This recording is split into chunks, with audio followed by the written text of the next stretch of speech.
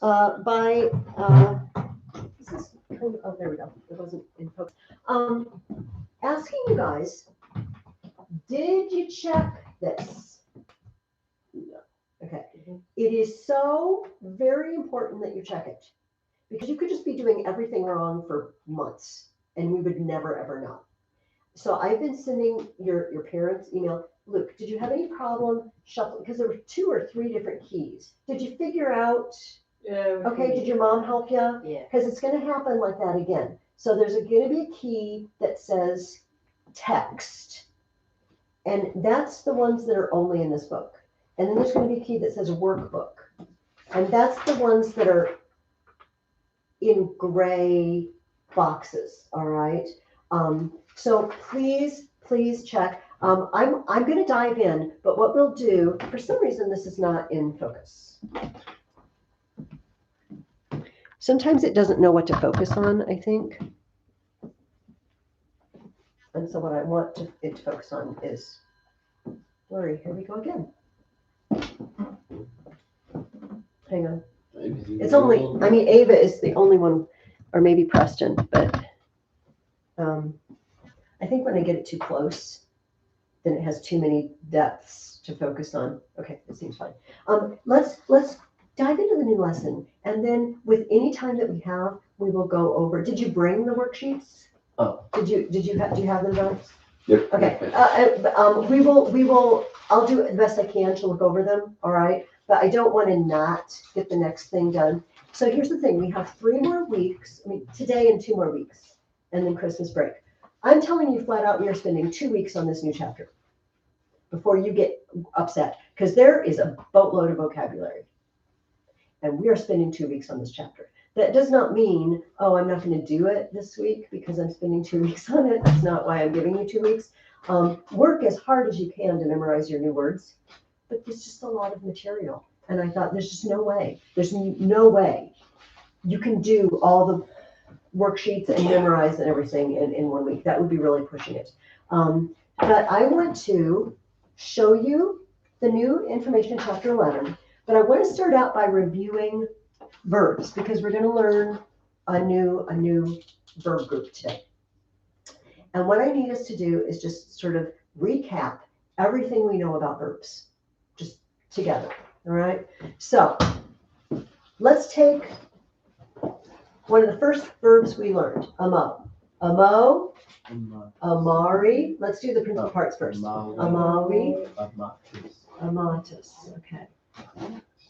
All right. This is a first conjugation verb. How do I know that?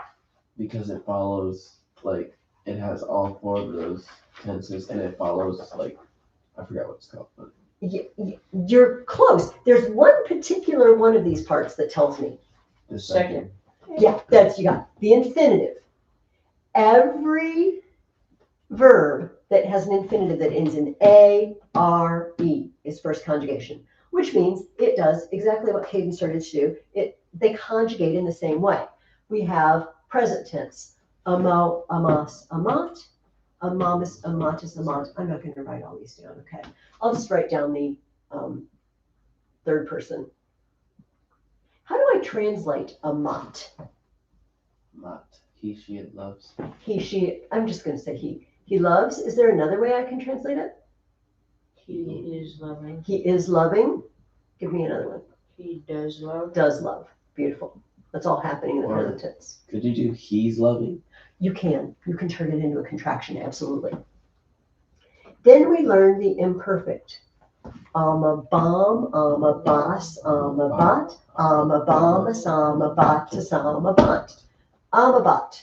How do I translate that? He was loving. He was loving. Remember, this is the idea that you did it over and over. You were in the habit of doing it. You didn't just do it once and then quit. Yeah. And then we learned the future.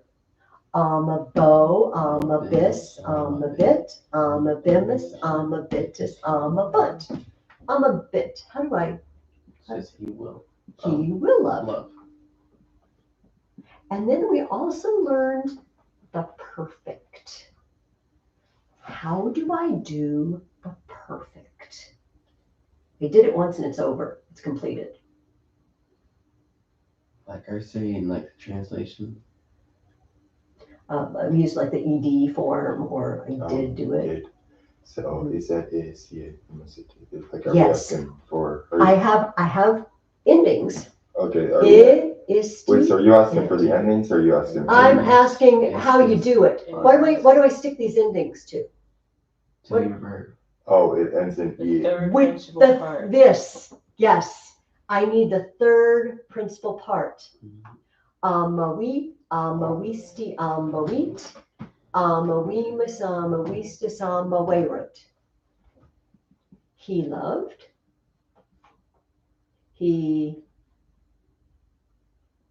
I told you another one. I just did love, and then one more. He has loved. Has loved. Beautiful, beautiful, beautiful. Okay, let's take a look at a second verb. I'm going to stick it down. No, I'm going to stick it up here. See, I'm keeping a notebook for you guys now, all the words that you've learned, so that I can just look and let's do monio, warn. Monio, monere, with a little line, that's important. Monui, monitus, all right? And we do the same thing to conjugate this. It's second conjugation. If it has an infinitive with a long E, R-E, it's second. So we have monio, mones, monet, monemus, monetus, monet. How do I know that it's M-O-N-E? Because if I do this, I find the stem, right? Mhm. If I do this, I found my ama. That's what I stuck the endings to. If I do this, I find monet, and I stick the endings to it. So we have monibam, monibas, moniba, monibamus, monibatus, monibat. Actually, can I write these up here? I'm just going to write the third. We have monibat. Monet. And how would I do future? He will warn. Yeah, he will warn. Wait, no. How would I He say will that in warn. Latin? Monobat. And that was he was warning. Bit. Hamoni bit. Oh, future. I thought you Yeah. meant- Oh, I'm sorry. And then how would I do the perfect? What would the perfect he warned? What would that look like? Monubit. Be careful. Look at the principal part. It doesn't have a V in it. Monuit. Monuit. There you go. He warned. All right. Are we good with that? I mean, maybe some things slipped your memory, but does it all make sense? The whole, okay. So here's what we're going to do. We're going to look at third conjugation. By the way, there are only 4 total. So this means after today, you're 3/4 of the way through all the conjugations, okay? We're only going to look at the present tense. Okay? Today of the third conjugation. And an example of the third conjugation is dico. Dico, dickery, dixie, dictus. This means speak, say, like dictate or dictator. Dictator tells you what to do, right? Tells you the rules. So now look at this infinitive and this infinitive. Monere and dickery. What's the difference? Doesn't have a line. It's not. Yeah. It doesn't have the line. I told you that line is really important. How do you know when to add the line? It will be in the vocabulary. In fact, open up your books to page 75, or I'll stop doing that. I always feel obligated. Or in Luke's world, 75? 75. Oh. You can adapt it. Are we learning the perfect endings in this chapter? Yes, not in this chapter. No, Oh, okay. we're just learning third conjugation first, and some outlet uses. Okay, so look at the verbs. Look at the list of verbs. Can you find one that has a line over the E-R-E?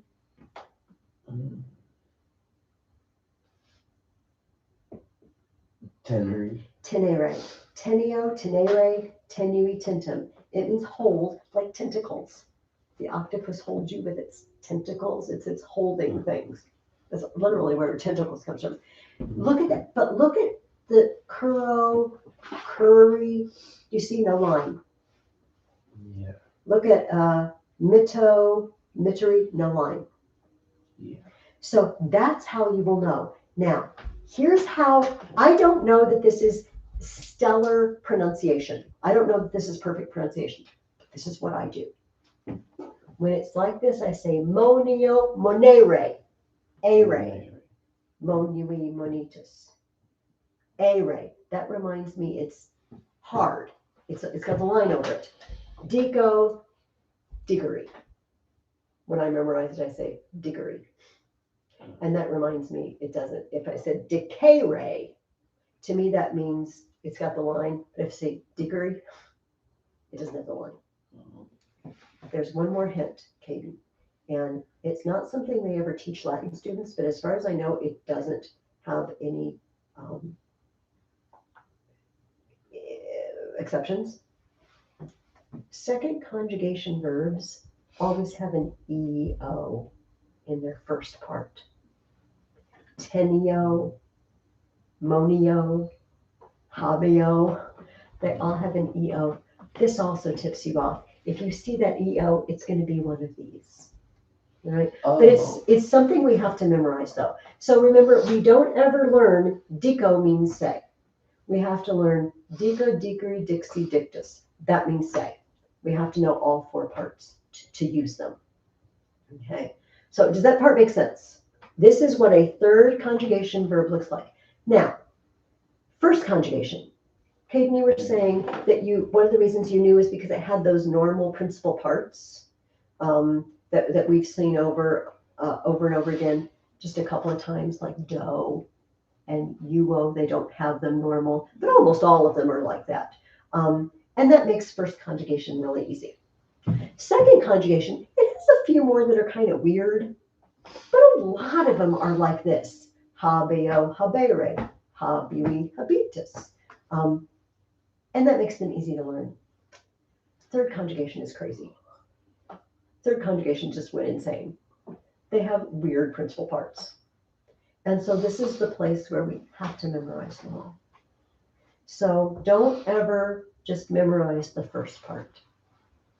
Learn that dico, dickery, dixie, dictus, that means say.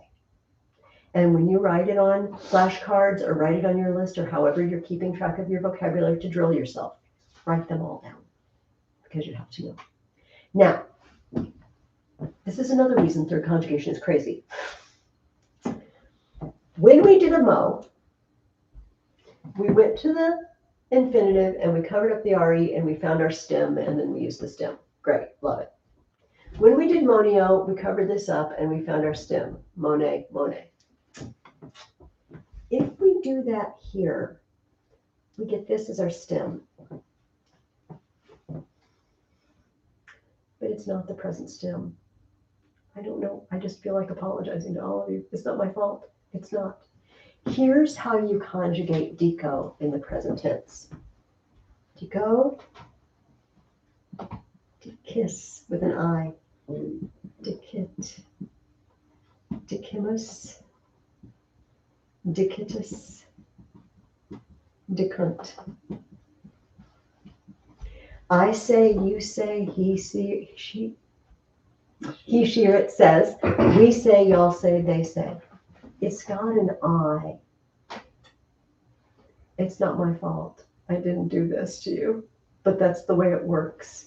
This is how you conjugate. Imperfect future. No, it actually does use the right stem. But it's just the present tense. So if you turn the page in your book to it's top page 77. They used mito there, but they did the same thing. They conjugated mito for you in the present tense. We are only doing the present tense of this week. We're not doing these, okay? The rest of them with this, we're only doing third conjugation present tense because it takes some getting used to. because it's got this weird I, except for here. You know, the other ones have amont. So it's still- Monio, monemus, monetus, monet. It's got the stem. This one turns into a U. It's got an O, then it's got an I, then it's got a U. Here's the easiest thing to do. You pick a verb. You can use mito because it's in the book. And memorize mito. Mito, mitis, mitit, mitimus, mititis, mitot. And after you memorize that, you can do all the rest of them. My mental verb is not a verb. You're doing duco, which is also third. But you just pick a verb and that becomes your third conjugation verb. Write it down over and over. In fact, in your workbook, they're going to have you take verbs and just basically conjugate it over and over. If you do it enough times, you will get used to it. Okay. Does it make sense? I mean, it doesn't make sense that it's got an I and then it's got a U. I realize that. But that's just the way it works, and that's what we have to memorize. So that is the first big thing you're learning in this chapter. This is what makes a third conjugation verb, an infinitive with an ERE with no line.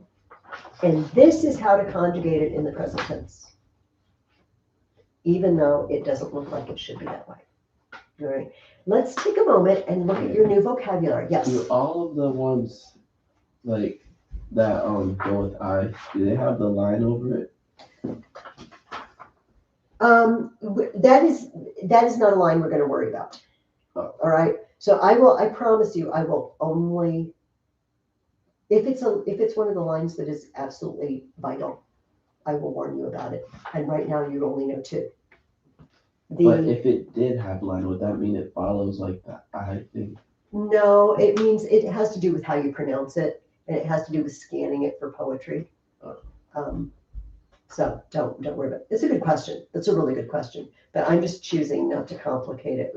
It's the difference between a long vowel and a short vowel. And the idea is that it makes a slightly different sound, or you hold it longer. Have you ever thought about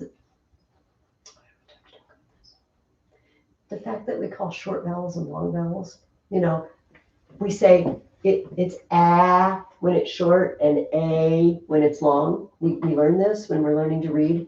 But short and long are just kind of weird things to call it. But a long time ago, they called things like that short and long because you actually said the sound for a longer time. Like a. You made the sound for a longer period of time with your voice, and it changed poetry and things that it matters what the words sound like. That's what those lines are telling us. So we're not going to worry about it. Remember this line? And remember the ablative has a little line over it. That's important too. All the rest of the lines you can just,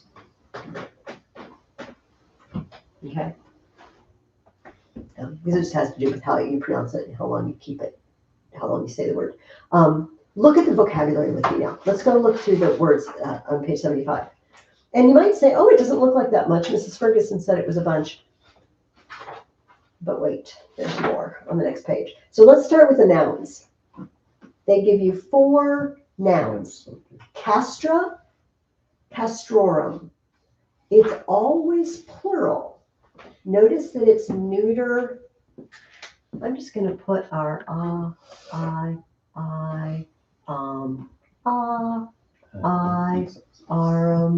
is, us, is. And our us, orum, is, us, is. And then I'll put next to it, orum,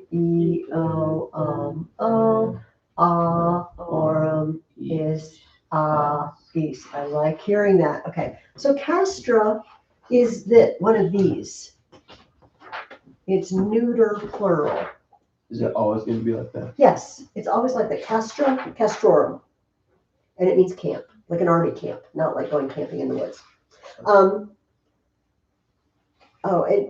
We also learned third, didn't we? X, is, e, m, a, s, ebus, s, ebus. The next one, miles, militus, And you might say, well, how do you know, Mrs. Ferguson? It doesn't end in X. Militus. See, the genitive ends in is, so I know it's one of those. It means soldier.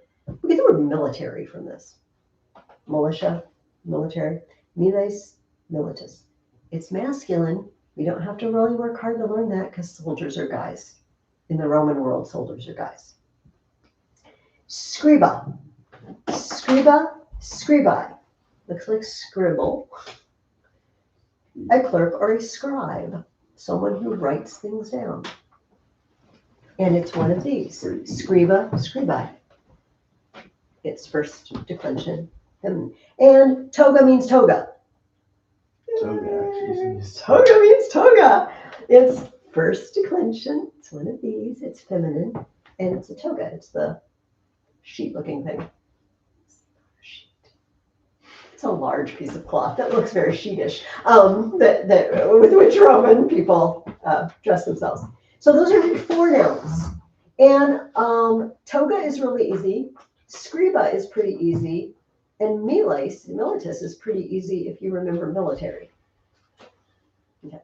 Now let's look at the verbs. The verbs are going to take a little more effort because you have to learn all the parts. Let's look at them. Curro, curry, kukuri, cursum. It's kind of fun to say. Curro, curry, kukuri, cursum. It means to run. And to me, it reminds me of a race course. It looks like the word course to me. Curro, curry, kukuri, cursum, the course, and you run the course. Their word that they give you is current. It's the direction the river runs, the current. I have no idea if curry, the Indian spice, people put in Indian food, curry.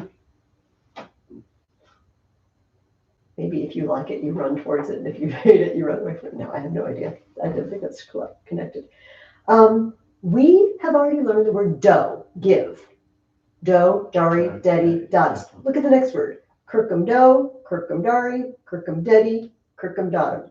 Oh, so it's like the same. It's the same, but it means to give around. It means to surround. You guys know circumference is the distance around a circle. That's its circumference. You already know that kirkum means around. And what happens when the enemy gets around you? You're surrounded, right? Kirkum dough. But it's going to be easy to learn because you already know do, dari, dedi, da. Deco, degree, dixie, dictum. This is the one we just used as our model. Say, speak, tell. Dictate, dictator, diction. Garo, garrery, guessy, guesstum. I know, that face right there, Luke. That's the what? We just decided randomly to turn it into an S. Yes, we did. Garo, garrery, guessy, guesstum, where. It means other things too, but apparently they want you just right now learn that it means where. Mitto, mittery, misi, misum, send. A mission is something you send someone. What is a missile? It is a book. No, this kind of missile. ILE. Oh. That's an MISSAL. It's kind of like basically a guided rocket. Yeah, you send it, right? It's something you shoot. It's something you send. A missile. So all these words, mission, missile, they come from mitto. Send. Petto, pettery, petiwi, petitum. Now, it has petiwi / petii. Sometimes they leave the V out. It looks like pet. Yes. Maybe you seek your pet so Maybe that you can attack. learn them. Yeah, Or your pet is attacking you, Uh-huh. is seeking you to attack you. If that helps you remember that petto means seek, you go for it, all right? Petto, petri, petiwi, petitum, it means to seek, aim at, or attack. Pono, ponery, posui, positum. Put or place. Look at that fourth part, positum. position, impose, all those words that talk about placing. They come from positum. Oh, and suddenly, look what they just gave us, another first conjugation. I know that because it's got an A-R-E. Probo, probari, probavi, probatum. Approve. If you go to jail and you get out of jail, for a while you're on probation, or sometimes if you don't go to jail, you just do something bad but not bad enough to go to jail, they will put you on probation, which means you have to be really good. You can't break any of the rules or you'll go to jail. It's your approving How long period. does that last? Depends on what you did. I've never been arrested, Caden. I have no real You haven't? experience with probation other than like TV shows and movies. But it's you're proving yourself that you're going to obey and do the right thing. Probation, provo. And then teneo tenere, tenui tentum. It's got a long E-R-E. So it's second conjugation and it means hold, like tentacles. Tenacious is the word they gave you. If you are tenacious, you don't give up. You keep holding on. Be tenacious in your Latin. Do not give up. Okay, flip the page. You got two adjectives.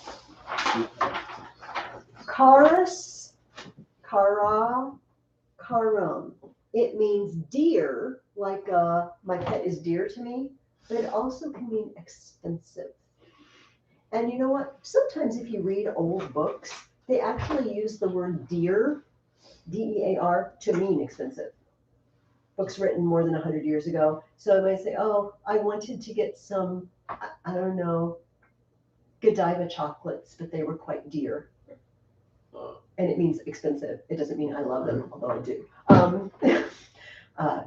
But so it can mean dear to your heart, or expensive. Notice it has us, Tell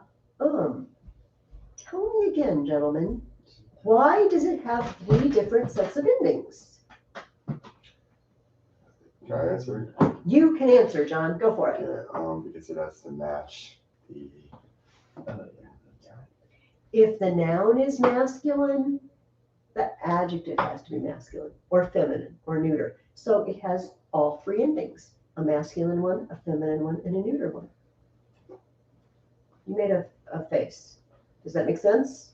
Do you understand that? Yeah, Okay. I've seen So- that word. So if it's a dear, if it's an expensive gift, donum, then I'd have to use carum, right?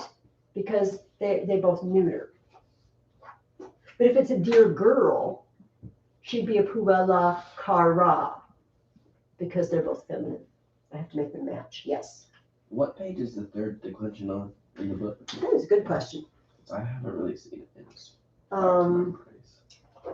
We did this last time. It is on page, in my book, 70.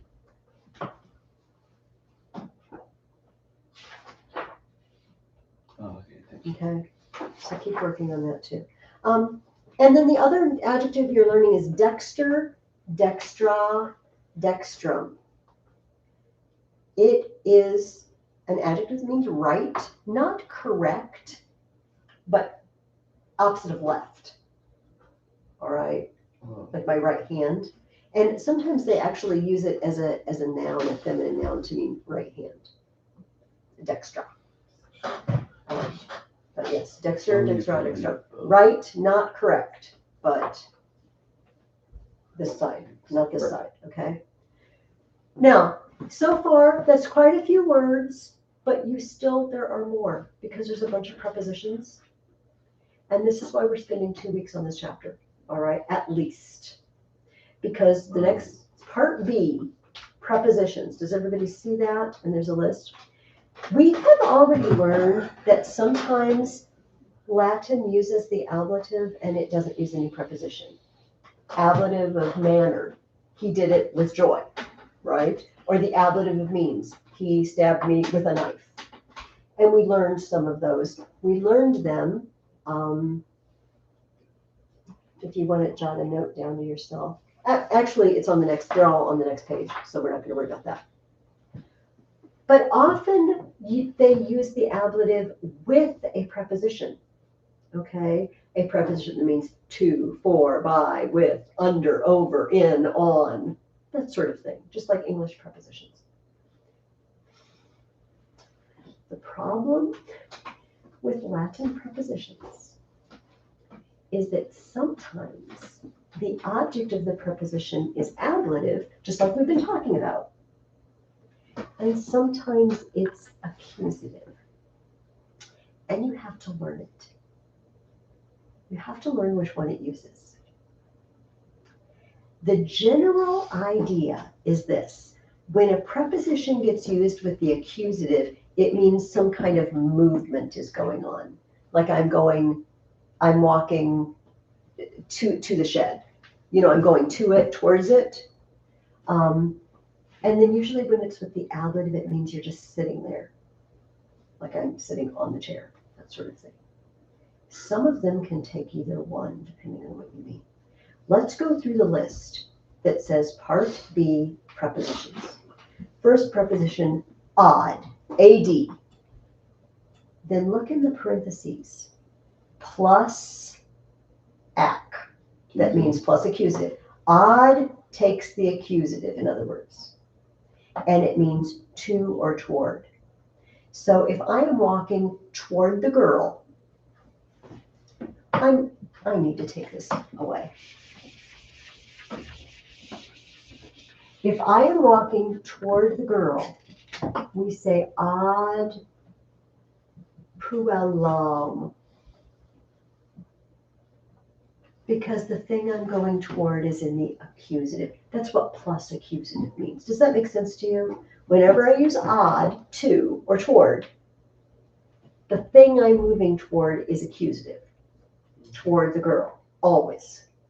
So when I learn odd, I have to learn that it means to or toward. But I also have to learn the plus accusative part. Here's what you should do. Make a list. If you're using flashcards, you can make 2 separate piles. You could color code the flashcards. That'd be great. If you're making lists in notebooks, separate. Put prepositions plus accusative and write them down. Prepositions plus ablative and write them out. Separate them. Learn them in separate groups. Does that make sense to you guys, what I'm saying? It will help you. You will say, oh yeah, odd. That's on that accusative list, or it's that color on my flashcard. It must be plus accusative. And you'll learn it that way. The next one, it says a or ob plus ablative. It always uses the ablative, and it means away from. You know this. Absent. Absent means you're gone, you're away, you're not here, right? Absent. Now, the thing you're away from is always ablative. But we have 2 choices, don't we? And here's why. If we say, I am away from the servant, I say ab ankila with the ablative. I have gone away from the servant, or I got this from the servant. But if I say from the girl, I say a puella. If the next letter is a vowel, I use the b, and if it's a consonant, I don't.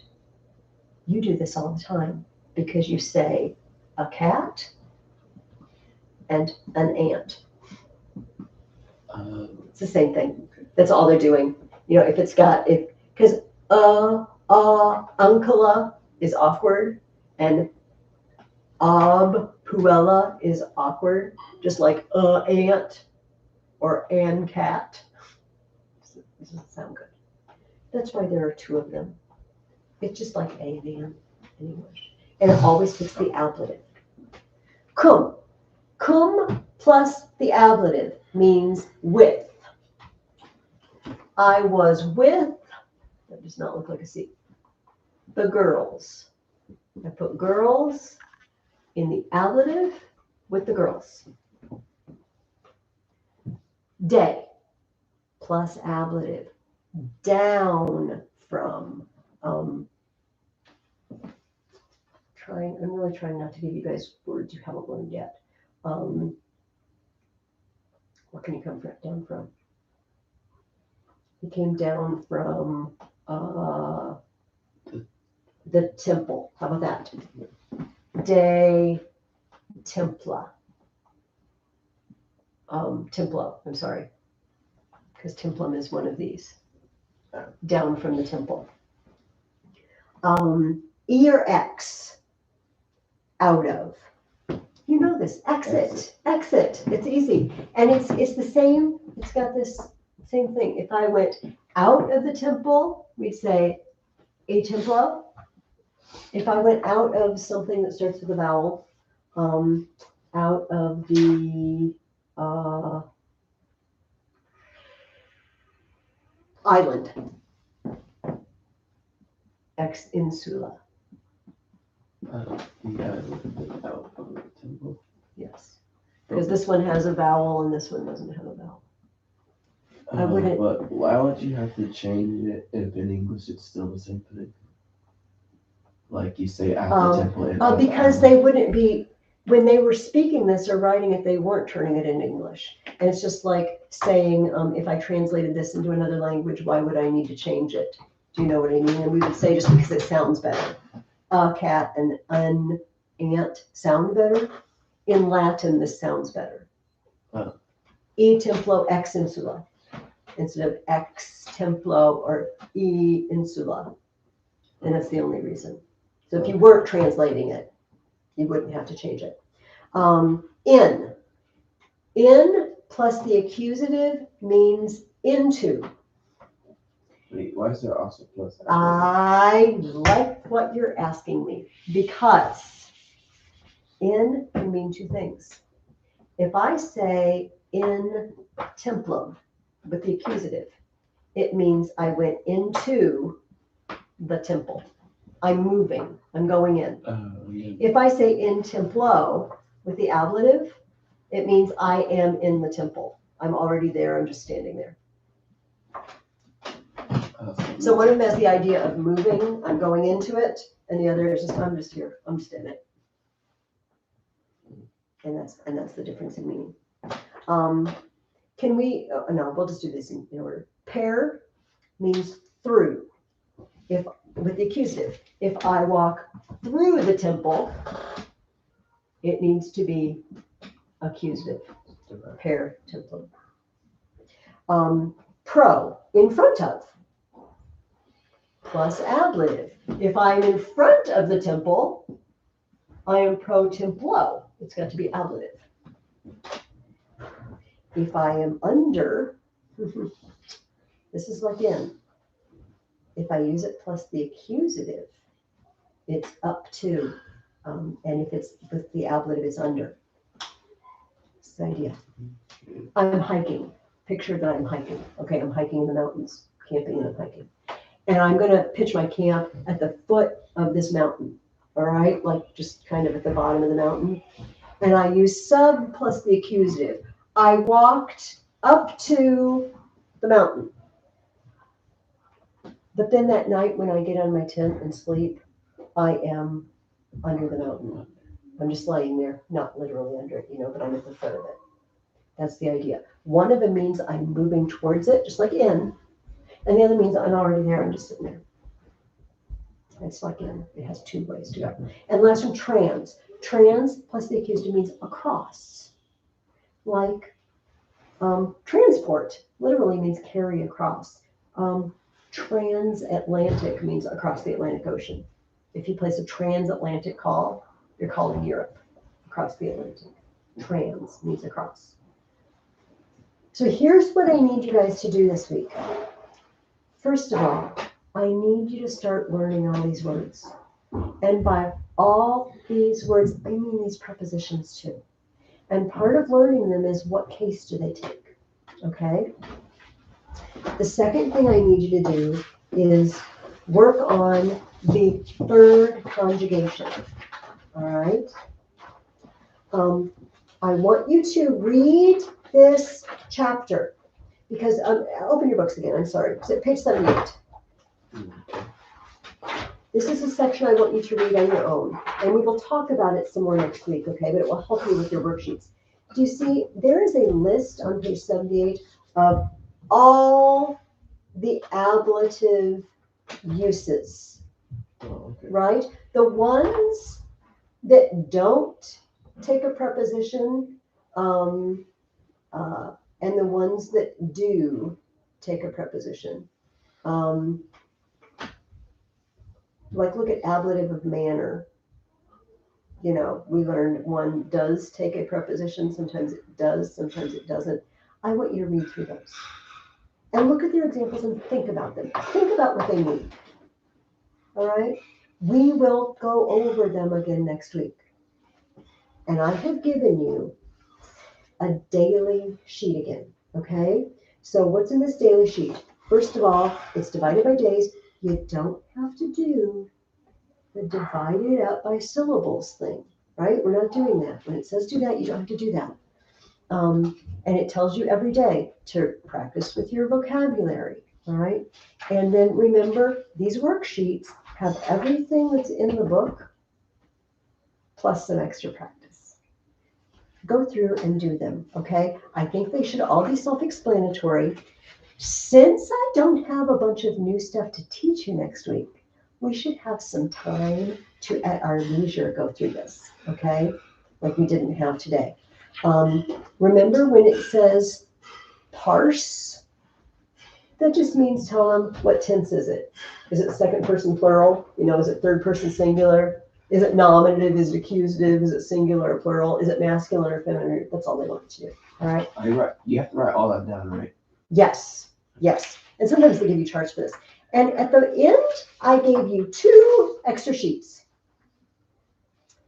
Verb conjugating worksheet, noun declining worksheet. I want you to take this, and then I want you to go to those last 2 worksheets. I want you to write something down for me, okay? I'm going to stand over Luke's shoulder, just to make you nervous. No, just so I can see. So go to that worksheet, those last 2 pages, and go to the one that says conjugating worksheet, the next to last page. Wait. On the thing I just handed you, Katie. Oh. That's okay. I was not clear. I was not defining my terms and being logically clear, was it? Okay. The So second last. I want you to get a pen or a pencil out. And I want you to practice. Like do one of each of these a day. I want you to write, all right, where it says tense, I want you to write present tense. Just write present. Where? Right at the very first, at the Oh, first boxes. Right here. Here, no, let me, oh, here, I can't get there. Hang on. Right here. On the front page, yeah, I mean, that would work, but just right here. Oh. Just, I think that's it, right, tense, present. And then next to that, no, just write present tense there, right there. Where it says tense, write present.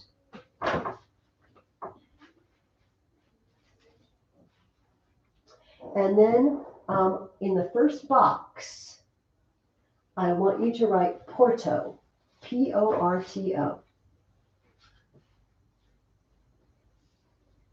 In other words, I want you to conjugate Porto for me. And then on the next one, would you write imperfect under tense?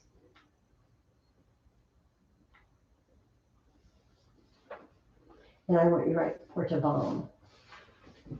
You see where I'm going? I just want you to fill in the rest, just for practice. And then in the bottom, put future. And then in the first box, write Portabo.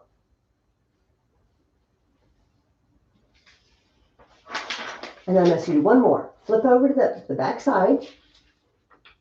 And write present tense.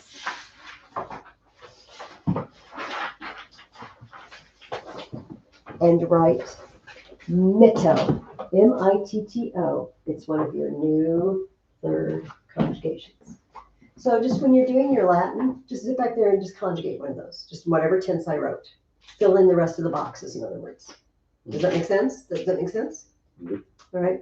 And then don't put it away yet, because I want you to do one more thing. Now go to the noun page, the declining page, the Wait, very last page. what are you doing these 2 boxes? They want you to translate. What? Don't you need 4 boxes to like translate from? Well, they don't want you to translate all of them. It says translate the box, stem, conjugate a verb, translate the box. You know what? I don't know. Forget about the last set of boxes. Okay. We're just gonna pretend that doesn't exist, because I don't like it. Okay, so go to the declining page now, all right? And I just want you to write in the first box the nouns I give you, okay? In the first box, write Puella, Puella. All I want you to do is decline it. Not right now, but at home. In the second box, write Vir, V-I-R. And in the third, in the bottom set of boxes, write Donum, D-O-N-U-M. And then flip the page and write Mater, M-A-T-E-R. And we're going to go over those next week, okay? Bring this back. Bring it next week. We'll go over your conjugating and your declining and make sure you did them right. And we should have time to go over pretty much the whole worksheet. I still already sent the key home, all right? So if you can grade it at home, that saves us so much time, because then you can come and you can say, look, I got all these right. I know what I'm doing, but this I botched. I don't know what I'm doing. And then we can talk about that, and then you'll know what we need to work on and what you got. No problems, okay? We're going to power through this book, and I'm just not going to use it again. But most important things, words, new words, learning them. Third, conjugation, knowing that it has that I and that you in it, which is kind of crazy. And go through the worksheet. And then no new anything next week. We will just solidify and ground ourselves in what we know. And then we'll see how we do. I will bring more practice for you to do over the next week. Then our last week before Christmas, we'll see if we're ready to move on. Let me just remind myself, let me look in the table of contents, what they're going to ask you to do. 11. So we're completing all the gray and these 3 and these. Yes, everything, the gray and the not gray. But the not gray is in so your parents already have an email that has 2 attachments. I sent it out this morning or yesterday. And the first attachment says chapter 11 text key. And those are the questions that are only in here, the questions that aren't gray. And then there's another key that says chapter 11 workbook. It just says WB key. And those are the ones that are gray. Who thought it would be a good idea to put the answers in 2 different keys? If you're going to make a workbook, put all the answers in one place. Anyway, it's not my problem. Well, it is your problem. Yeah, it is all our problems. But if you can't find it, if you say, I want to check my work and I have no idea what this is Mrs. Ferguson sent, would you please email me or call me? And I will help you figure it out, okay? If I have to, I will check it over the phone with you, all right, if you need me to. But bring it back, bring it back, and then we will see where we are next week, okay? Thank you for your patience. Do you have any questions whatsoever? No. All right. This week, just a lot of memorizing those prepositions, and do they take the accusative or the ablative, that sort of thing. And we'll see how we're doing next week. All right. Thanks, guys.